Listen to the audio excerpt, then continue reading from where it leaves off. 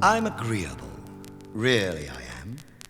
Easygoing, placid, maybe even tame. I accommodate almost any one philosophy or plan.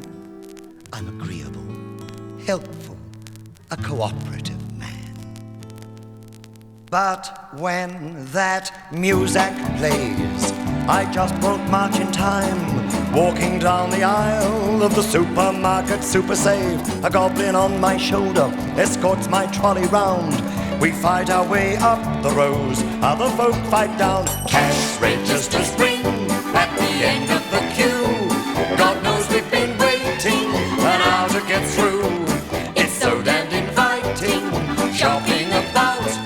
They welcome you in, but you force your way out. I'm amenable, really I am. I appreciate convenience to save my precious time, but I'm a hazard, a menace, a driver in confliction when the four wheels on my trolley each seek their own direction. When that music plays, those carefree spending songs, I knit my brows into a frown, simply won't respond. The goblin on my shoulder scorns the bargain of the day. There's nothing cheap, those cheaper lines devour all the pay. Cash registers ring at the end of the queue. God knows we've been waiting an hour to get through. It's so damned inviting, shopping about. They welcome you in, but you force your way out. I'm agreeable, really I am. A giving soul who wishes well to almost every man. Sweet meats for my family, but when my purse runs short, my spending spree reluctantly comes to a grinding halt. And when that music plays, it's merchandising fling. Family stores surrender to the supermarket king. Goods get smaller and lighter with each passing day. Prices keep on rising, good times vanish clear away. Cash registers ring at the end of the queue. God knows we've been waiting an hour to get through. It's so damned inviting, shopping about. They welcome you in, but you force your way out. Cash registers ring at the end of the queue. God knows we've been waiting an hour to get through. It's so damned inviting, shopping about. They welcome you in, but you force your way out. Move on down the queue there, please, madam. For God's sake, mind that child. I only want a razor blade. Won't somebody serve me? All I need is help. Help! I want out. Out!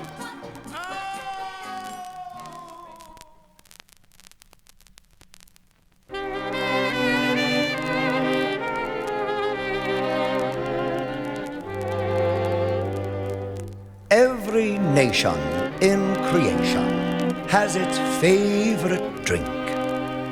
France is famous for its wine, its beer in Germany. Turkey has its coffee, and they serve it blacker than ink. Russians go for vodka, and England loves its tea. Oh, the factories may be roaring with a boomer-lacka, zoomer-lacka whee, but there isn't any roar when the clock strikes 4. Everything stops for tea. A lawyer in a courtroom in the middle of an alimony plea has to stop and help him pour when the clock strikes 4. Everything stops for tea. It's a very good English custom, though the weather be cold or hot. When you need a little pickup, you'll find a little teacup will always hit the spot. Oh, the soldiers may be fighting in the trenches or a battleship at sea, but there isn't any war when the clock strikes 4. Everything stops for tea.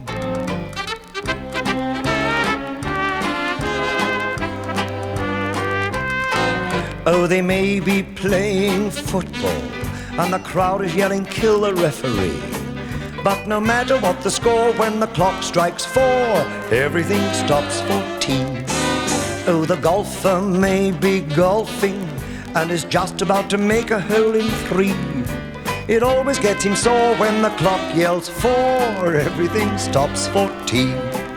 It's a very good English custom and a stimulant for the brain. When you feel a little weary, a cup'll make you cheery. It's cheaper than champagne.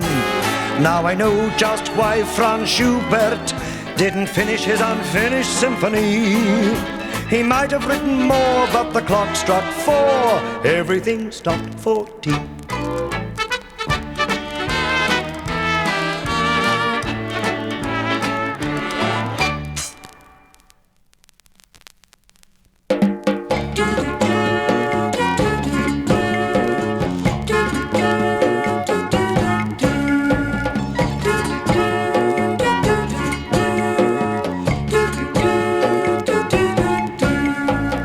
We'd been out that evening like many times before, but this time it was different.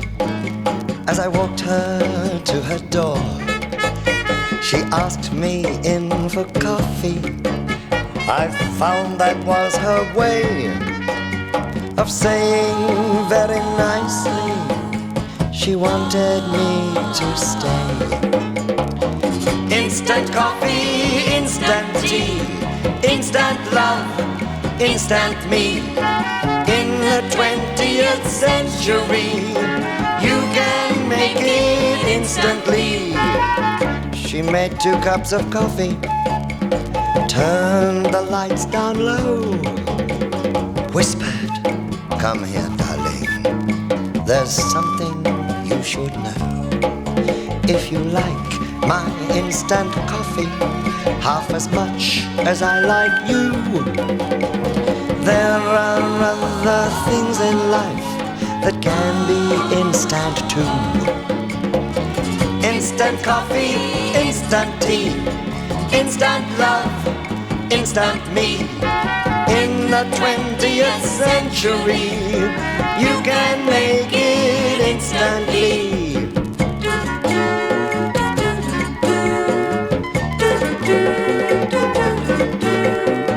I didn't drink the coffee she offered me that night.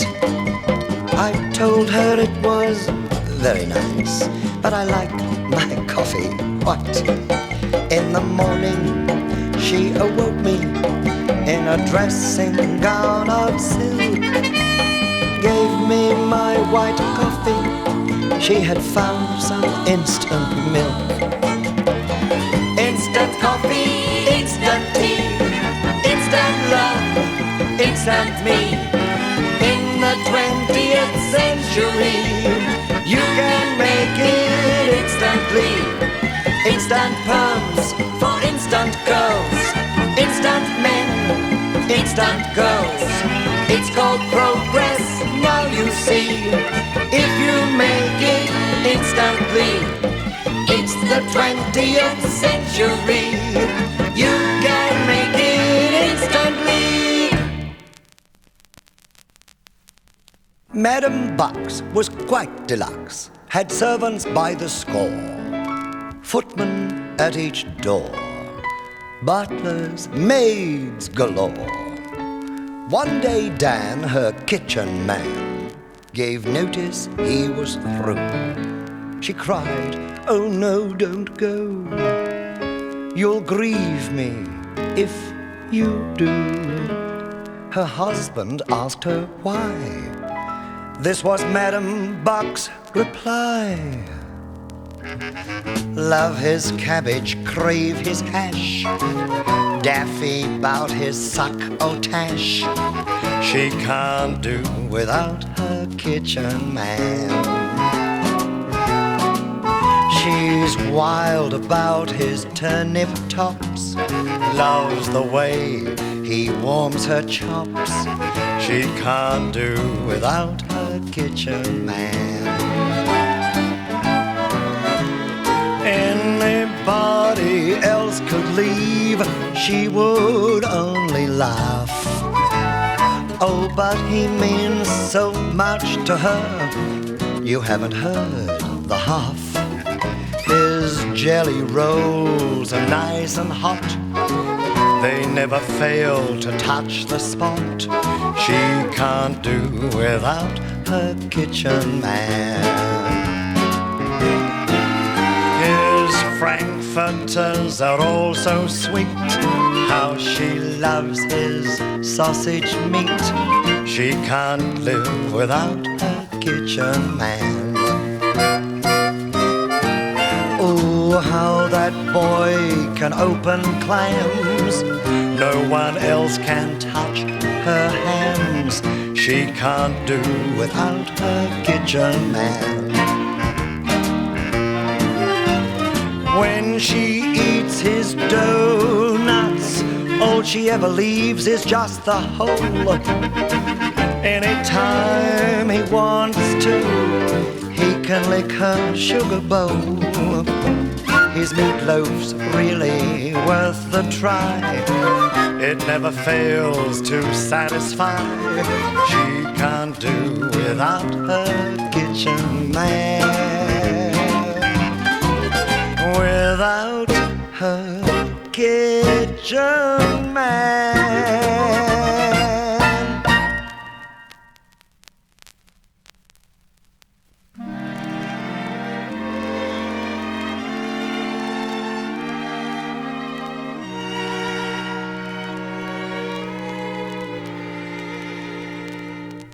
James has been butler to Mr. B for 50 years, come August 3, and he still remembers the night of his master's tragedy. Master's best friend was a Mr. J. James hadn't liked him from the very first day. He knew his type and the games they play.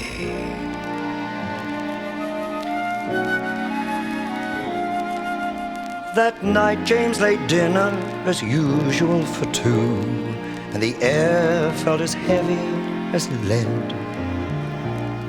The master came down, there were tears in his eyes, and he tried hard to smile as he said, "Dinner for one, please, James. Madam will not be dining. Yes, you may bring the wine in. Love plays such funny games.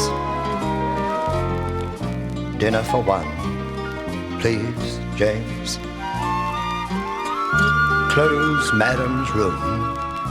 We've parted. No, don't look so downhearted. Love plays such funny games. Seems my best friend told her of another. I had no chance to deny. You know, there's never been another. Someday she'll find out the lie. Maybe she's not to blame. Leave me with silent hours. No, don't move her favorite flowers. Dinner for one, please, James.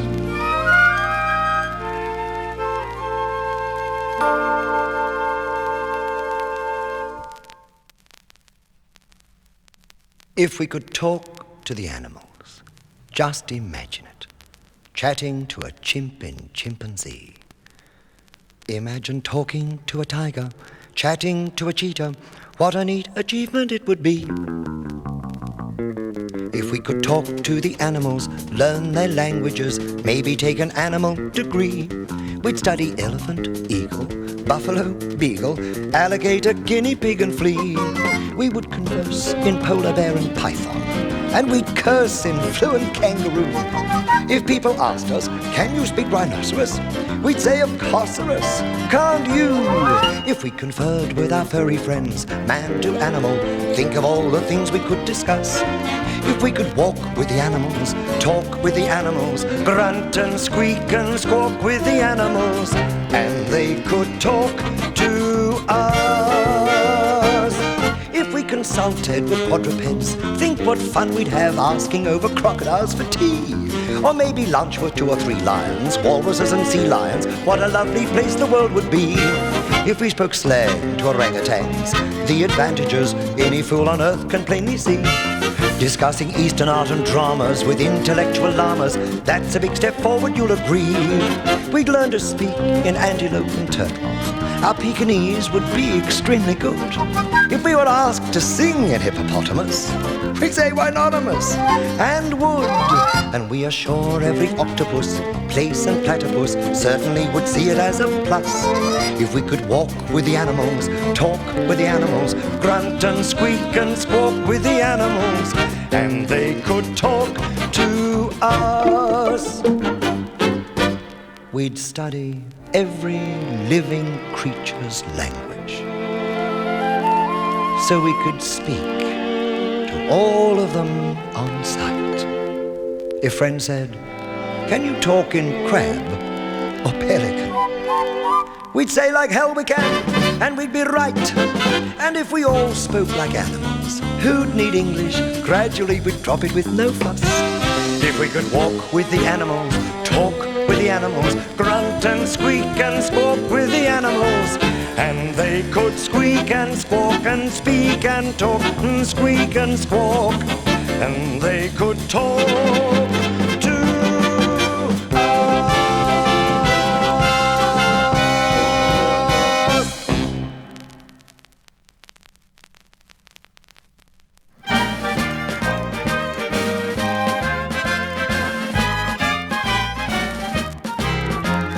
Don't put your daughter on the stage, Mrs. Worthington.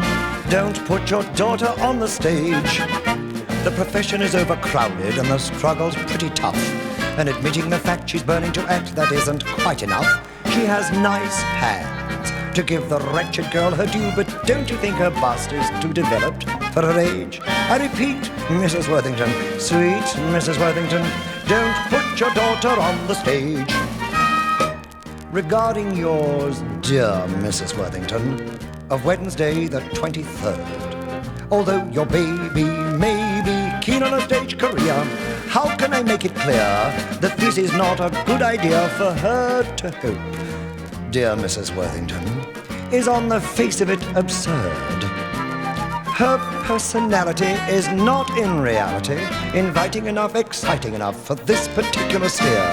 Don't put your daughter on the stage, Mrs. Worthington. Don't put your daughter on the stage. She's a bit of an ugly duckling, you must honestly confess, and the width of her seat would surely defeat her chances of success. It's a loud voice, and though it's not exactly flat, she'll need a little more than that to earn a living wage. On my knees, Mrs. Worthington, please, Mrs. Worthington, don't put your daughter on the stage. Don't put your daughter on the stage, Mrs. Worthington. Don't put your daughter on the stage. Though they said at the School of Acting she was lovely as Peer Gynt, I'm afraid on the whole an ingenue role would emphasize her squint. She's a big girl, and though her teeth are fairly good, she's not the type I ever would be eager to engage. No more buts, Mrs. Worthington. Nuts, Mrs. Worthington. Don't put your daughter on the stage. No more buts, Mrs. Worthington. Nuts, Mrs. Worthington. Don't put your daughter on the stage. I had a dear old guardian, and he had ways Edwardian. At tea every day, if you burped, he would say, "Oh, I beg your pardon to me." Now I've attained seniority and come to my majority. I've travelled far, tasted snails, caviar, so with some authority I say, if you want a bon vivant to lighten up the scene, or a jolly extra man to give the party sheen, strolling on the Parthenon, bowling on the green, I play mandolin and tambourine.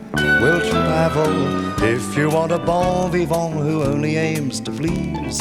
punting on the Hellespont or at my lady's teas, tickling her fancies or her instabilities. Just drop a note to me, my services are free. I'm the bon vivant you want.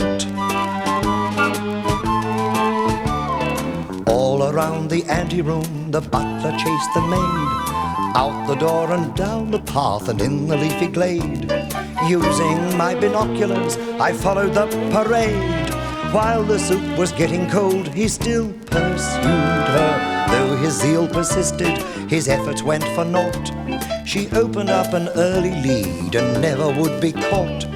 When the race was over, seeing her distraught, I took her in my arms, allaying her alarms, saying I'm the bon vivant you want. Now for the life men dream about, days that a king might scheme about. Once I have got my palatial yacht, I shall slowly steam about the Rhine.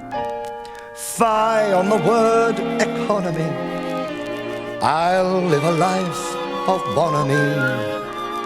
Sail into port for a night full of sport, full of rare gastronomy and wine. Visiting my Auntie Boo in tiny Liechtenstein, strolling in the meadowland amid the lowing kind, flirting with the milking maid with cheeks of Apple-Stein, strolling up above the timberline and skiing, dueling the Habsburgs, such carefree days they were. Just before the Chancellor partitioned up the Ruhr, drinking beer in Heidelberg, holding hands with her. My consort is the maid who made the butler fade.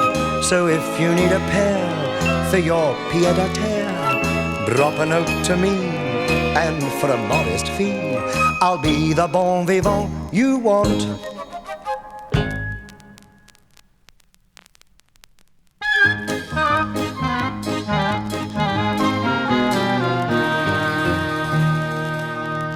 She was young, she was pure, she was new, she was nice, she was fair, she was sweet 17.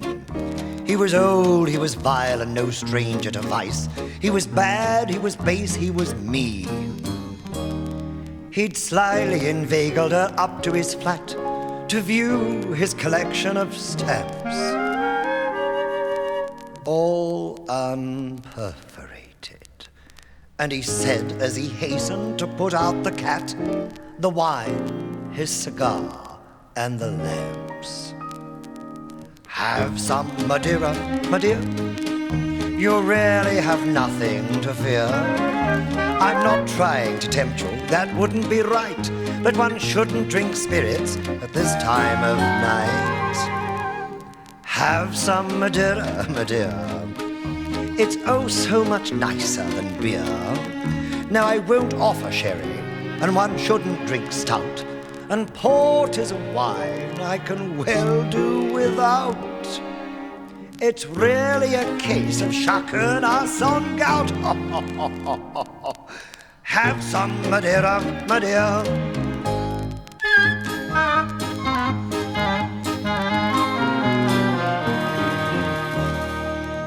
Unaware of the wiles of this snake in the grass and the fate of a maiden who topes, she lowered her standard by raising her glass, her courage, her eyes, and his hopes. She sipped it, she drank it, she drained it, she did. He quickly refilled it again. And he said as he secretly carved one more notch on the butt of his gold-handled cane. Have some Madeira, my dear. I have a small cask of it here. Once it's been open, you know it won't keep. Do finish it off, it will help you to sleep. Have some Madeira, my dear. It's really an excellent year. Now, if it were gin, you'd be wrong to say yes, for the evil gin does is hard to assess. And besides, it's inclined to affect me prowess. Have some Madeira, my dear.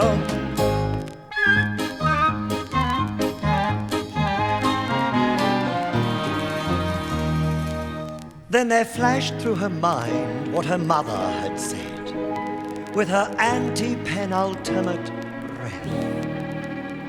Oh, my child, should you gaze on the wine when 'tis red, be prepared for a fate worse than death.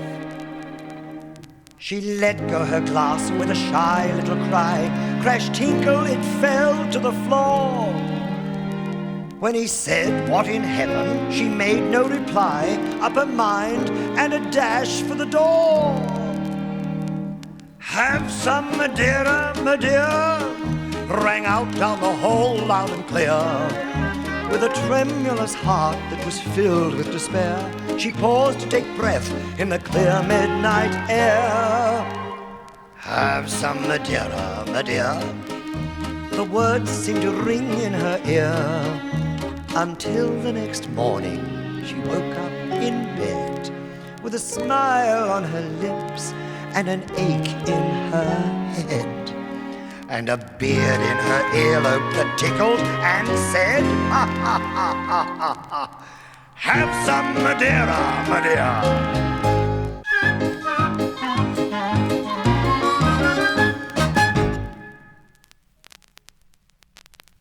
This is the sad and tragic story of a young girl about to go out on her first party.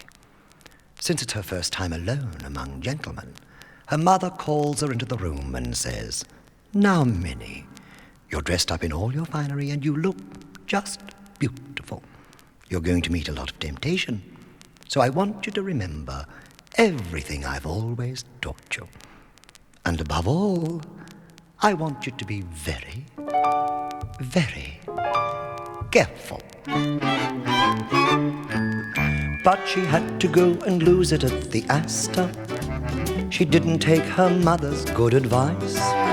Now there aren't so many girls today who have one, and she'd never let it go for any price.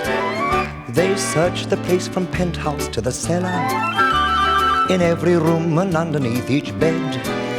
Once they thought they saw it laying on a pillow, but they found it belonged to someone else instead. Oh, she had to go and lose it at the Astor. She didn't know exactly whom to blame. She couldn't say just how or when she lost it. She only knew she had it when she came. They questioned all the bellboys and the porters. The chef appeared to be the guilty guy, and the doorman also acted quite suspicious. But he coyly said, I'm sure it wasn't I. But she had to go and lose it at the Astor. It nearly killed her mother and her dad. They felt as bad about the thing as she did. After all, it was the only one she had. They just about completed all their searching when the chauffeur walked up with it in his hand. All they did was stand and gape. There was Minnie's sable cape.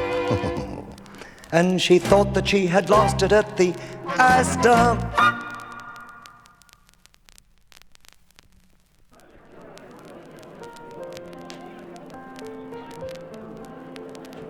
Oh, I can't remember how they got together. The party was quite dull till he appeared.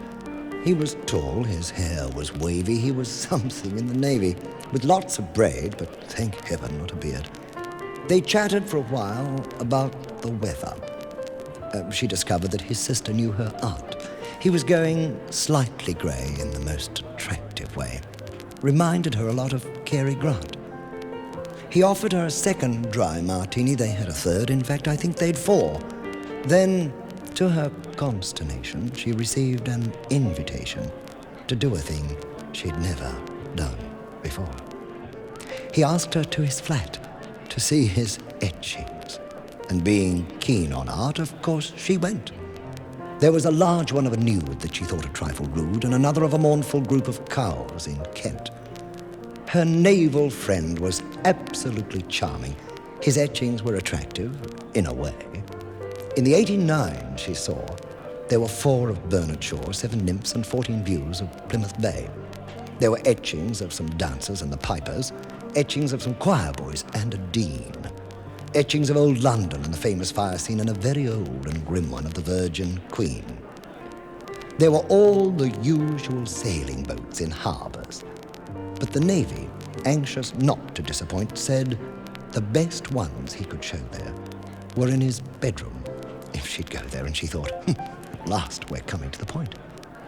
There were 47 etchings in that bedroom, and she was shown them all. But the one she liked the best, very simple, very plain, just an anchor and a chain. It's the etching that was tattooed on his chest.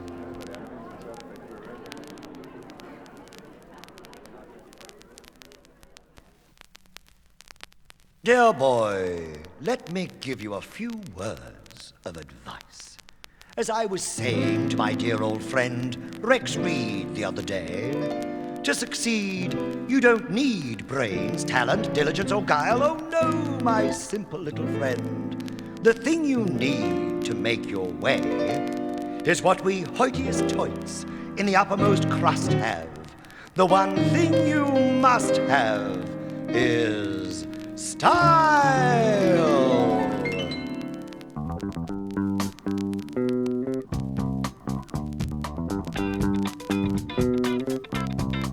It's a matter of style, flair, je ne sais quoi. Without it, you're a bust. You've got to come on with that style, that flair, that couscous c'est ça. As I told Yasha Heifetz, in our line of life, it's a must. They say clothes make the man if they beautifully adorn you, from cuff to trouser leg to blouse. My clothes, of course, by Devore, California. Who does yours? Levi Strauss. It's a matter of style, flair, je ne sais quoi, bravura, so to speak. You've got to come on with that style, that hair, that couscous c'est ça. As I told Lena Horne, the day I was born, I was chic. I'm so chic. Alouette, chante l'alouette. Alouette, je te plumerai. Alouette, chante l'alouette. Alouette, je te plumerai.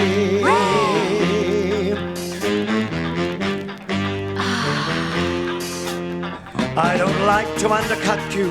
You're a cute kid, sonny, but you haven't a chance of success. Still, as I promised Joanne Woodward, I'll put in a good word. No, don't thank me, I know. Killer Jess. you can see our God. Style, flair, je ne sais quoi. Je ne sais quoi. That's what turns the wheel. Savoir-faire. Couscous c'est ça. As I told Conrad Hilton, it gives us that built-in appeal. Real? How you gonna feel? When a smart-looking gent leads a glamour mademoiselle Classy in, mademoiselle. you'd say that he's a classy man. I've got this Garbo, this Salome, this Helen. Who've you got? Who've you got? Raggedy Ann.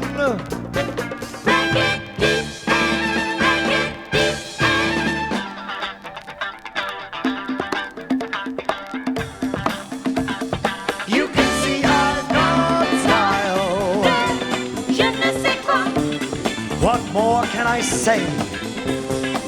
I've got that style, that couscous c'est ça. As I told Carlo Ponte, who's got that gentil plumeray. Everybody, if you got style, I've got it. I've got it together. If you got style, I've got you it, kid. flair. I've got it all. You got style. Let's face it, kid. You're out of your league.